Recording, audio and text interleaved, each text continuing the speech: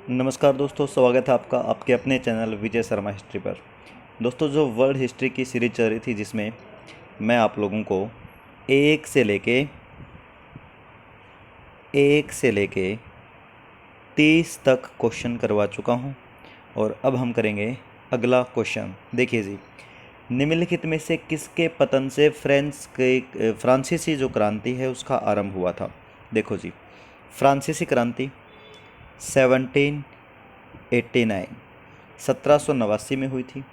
ये क्रांति 14 जुलाई को एक विशेष घटना घटित होती है। पेरिस में एक किला है, एक दुर्ग है जिसका नाम है बास्तिल। बास्तिल दुर्ग को पहले आग लगाई गई, उसको तोड़ा गया, इसका पतन करके फिर ये क्रांति शुरू हुई थी। तो इसका आंसर आएगा बास्तिल दुर्ग। उसके बाद अगला क्वेश्चन है, कौन सा देश अब भी राजा द्वारा शासित है, यानी कि कहाँ पर आज भी राजतंत्र चलता है। तो जो सऊदी अरबिया है वहाँ पर आज भी राजतंत्र चलता है, क्योंकि सऊदी अरबिया में राजा ही सब कुछ होता है। वहाँ पर उसको बादशाह बोलते हैं। बादशाह सरकार का प्रमुख होगा, बादशाह के नीचे शहज़ादा, वज़ीर, इस तरीके के जो कि पुराने ज़माने में हुआ करते थे राजा महाराजाओं के समय में। ठीक है, तो जो सऊदी अरब है वहाँ पर आज भी राजतंत्र चलता है और सऊदी अरब की राजधानी है रियाद। अगला क्वेश्चन है हमारा, कोर्सिका द्वीप संबंधित है। कोर्सिका द्वीप नेपोलियन से संबंधित है। क्यों संबंधित है? देखिए जी, नेपोलियन का जन्म हुआ था यहाँ पर 15 अगस्त 1760 को।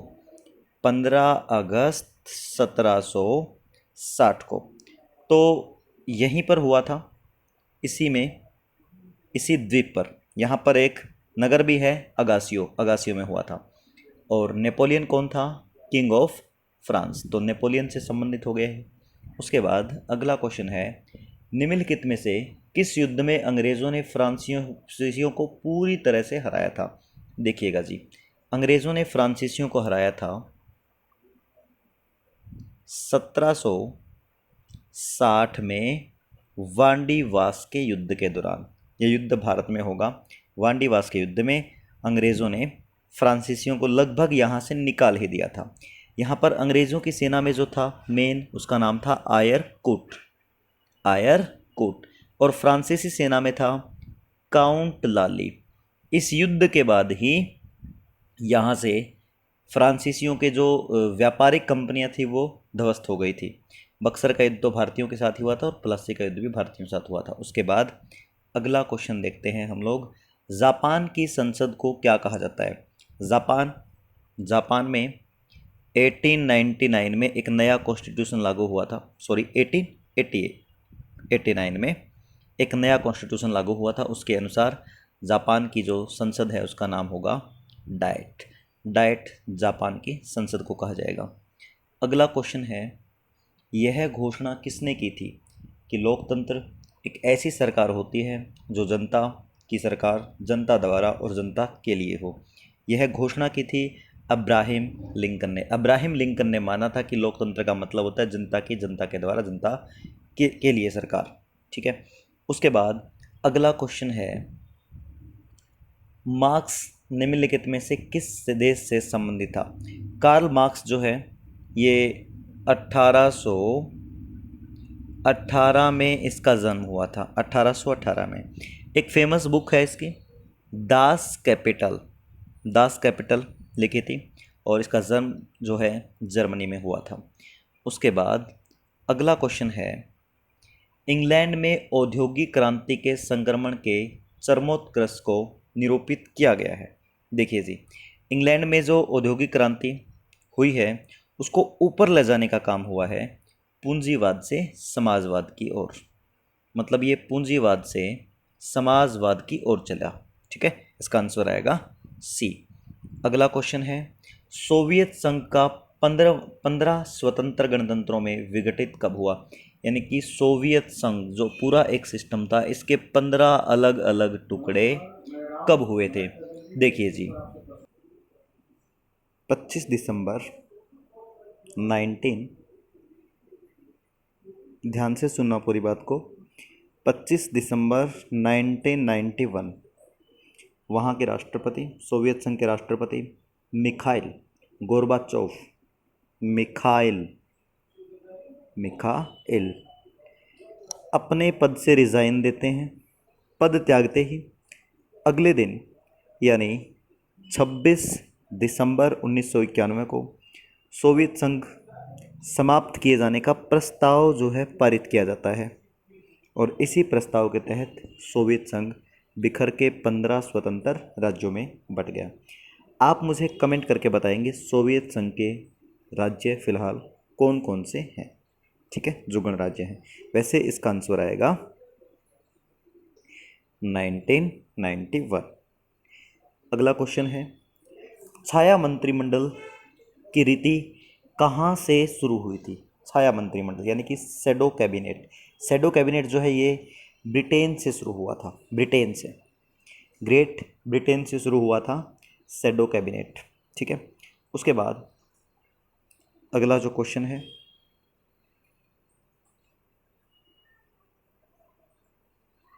क्वेश्चन नंबर 41, वर्साई की संधि किसका मान मर्दन किया गया? वर्साई की संधि में किसका मान मर्दन किया गया? देखिए जी, 41वें में ऑस्ट्रिया दे रखा है, जर्मनी दे रखा है, इंग्लैंड दे रखा है, फ्रांस दे रखा है। इसका आंसर आएगा जो फर्स्ट वर्ल्ड वॉर हुआ था ना 1918 में समाप्त हो गया था, इसके बाद जर्मनी के ऊपर ये संधि थोपी गई थी 1919 में, वर्साई की संधि जिसको बोलते हैं।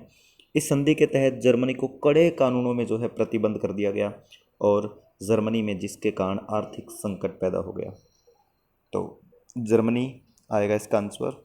अगला क्वेश्चन है, सेकेंड वर्ल्ड वॉर किस युद्ध में, किस वर्ष में प्रारंभ हुआ था? ये सबको पता है, 1939 से 45 तक चलेगा दूसरा विश्व युद्ध, ठीक है। उसके बाद अगला क्वेश्चन है, स्वतंत्रता, समानता एवं भाईचारा का नाम निम्नलिखित में से किसके साथ संबंधित है? ये सारे के सारे शब्द 1789 में घटित हुई फ्रांसीसी क्रांति के कारण आए हैं। 1789 में फ्रांसीसी क्रांति के कारण आए हैं, ठीक है। वहाँ के राजा लुई 16वें और मैरी, उनकी जो वाइफ थी, उनको फांसी दे दी गई थी।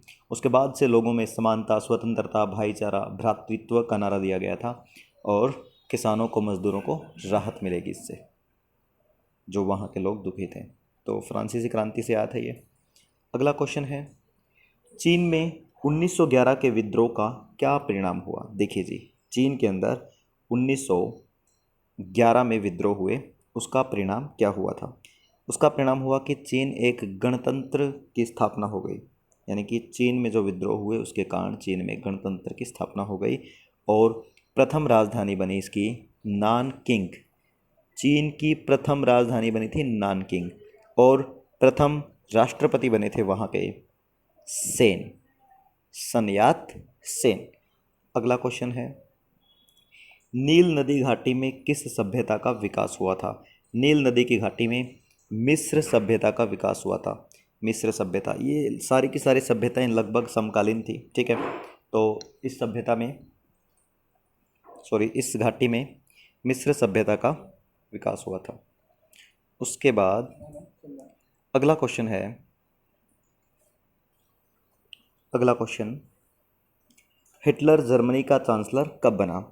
हिटलर जो है वो जर्मनी का चांसलर बना था 1933 में और वो अपनी मृत्यु तक 1945 तक जर्मनी का चांसलर रहा, ठीक है।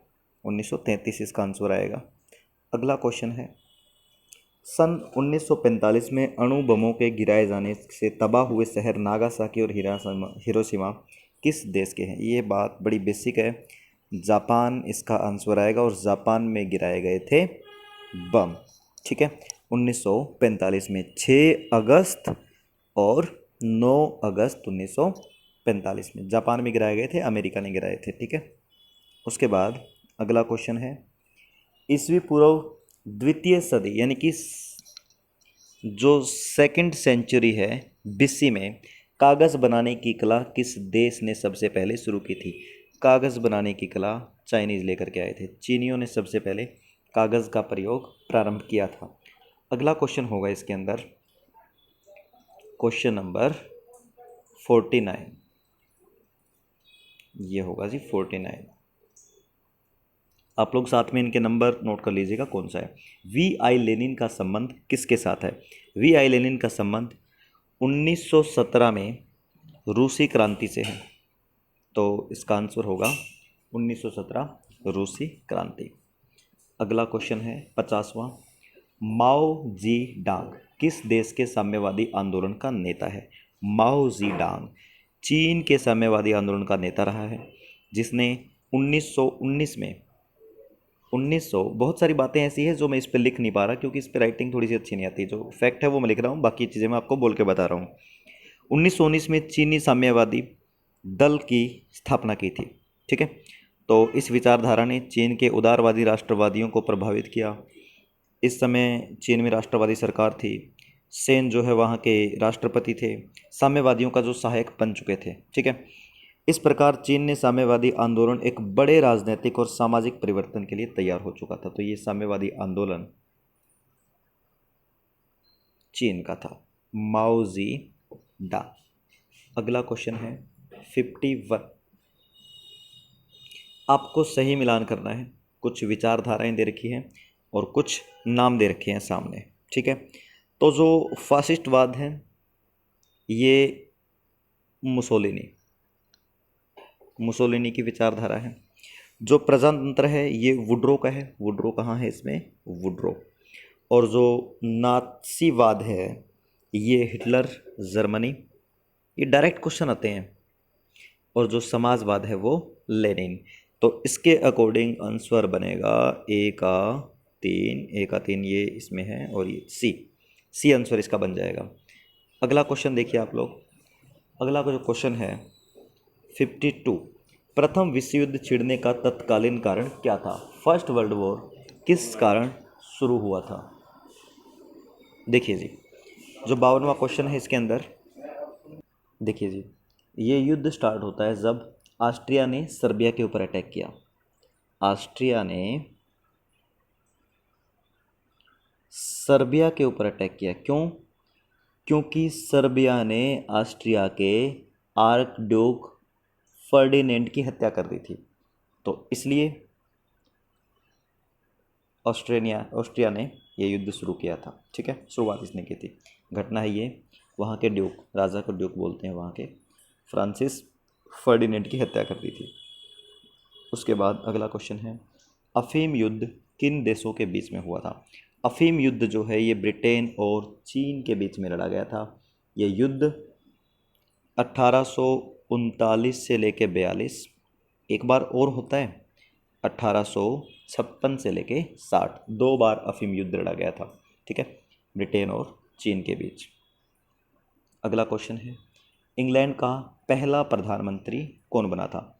इंग्लैंड का पहला प्रधानमंत्री बना था रॉबर्ट वालपोल।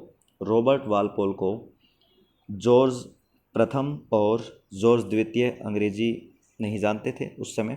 ठीक है, तो उनके जो मंत्री थे वो जर्मन भाषा नहीं जानते थे। तो ये सिस्टम जो है इसलिए तालमेल बैठाया गया था कि मंत्रिमंडल और राजा के बीच में सेतु का काम कर सके। ठीक है, तो इसका आंसर होगा जी रॉबर्ट वालपोल। अगला क्वेश्चन है निम्नलिखित में सुमेलित करना है जी आप लोगों को।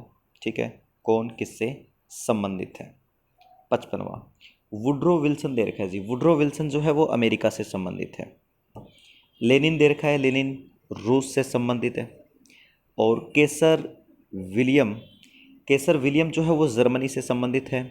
और लॉयड जॉर्ज वो इंग्लैंड से संबंधित है। तो इस हिसाब से इसका आंसर बनेगा बी इसका आंसर हो जाएगा। ठीक है, उसके बाद देखो ये डायरेक्ट आएंगे क्योंकि आजकल जैसे क्वेश्चन पूछे जा रहे हैं, फीमेल कांस्टेबल का एग्ज़ाम हुआ था उसमें देखा जैसे क्वेश्चन आ रहे हैं, तो आपको डायरेक्ट इसके आंसर याद हो जाएंगे एक बार वीडियो देखने पर ही, कोई दिक्कत नहीं है।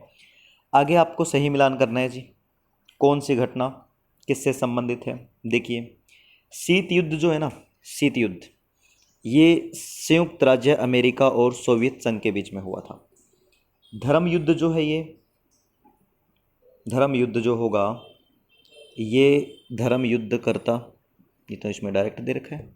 दीर्घकालीन प्रयाण, ये चाइना से संबंधित है, और रूसी क्रांति 1917। तो इसके अकॉर्डिंग इसका आंसर बनेगा, आप लोग मैच कर लीजिएगा जो बनेगा इसका, 57वां। किस राजवंश के शासनकाल में चीन की ग्रेट वॉल का निर्माण हुआ था? जो ग्रेट वॉल ऑफ चाइना है, चीन की जो दीवार है, वो किसके शासनकाल में बनी थी? मंगोलिया और चाइना के बीच में है ये दीवार। ये दीवार चीन राजवंश के दौरान बनी थी। चीन राजवंश था, ठीक है, चीन। उसके बाद न्याय के आर्थिक आयाम पर निम्नलिखित में से किनके द्वारा जोर दिया गया था? तो इसका आंसर आएगा समाजवादियों द्वारा। समाजवादियों ने इस पर जोर दिया था। उसके बाद देखिए अगला जो क्वेश्चन है, अगला क्वेश्चन है, लगातार बसा हुआ विश्व का सबसे पुराना शहर, जो लगातार बसता रहा है। देखो इसमें जो दे रखा है ना, दमिश्क। दमिश्क आधुनिक सीरिया की जो राजधानी है, दमिश्क, ये लगातार बसता हुआ शहर है, ठीक है। और इस शहर का जो उपनाम है वो है जैस्मिन। जैस्मिन भी कहा जाता है। तो लगातार बसता हुआ शहर है ये। उसके बाद अगला क्वेश्चन है, जयंत अवेस्ता निम्नलिखित में से किसका पवित्र ग्रंथ है, किसकी पवित्र पुस्तक है? ये ईरान की है, और ईरान यानी कि पारसी। तो इसका आंसर आएगा ए। ध्यान रहे इसको ऋग्वेद के समकालीन माना जाता है, ये ऋग्वेद के समकालीन है। तो दोस्तों दूसरी वीडियो में हमारे कवर हुए question number 31 to 60, total 60 question हो चुके हैं। पार्ट 3 में आप लोग देखेंगे 61 से लेके 90 तक क्वेश्चन, हो सकता है 100 तक हम चले जाएं। तो thank you very much, bye bye.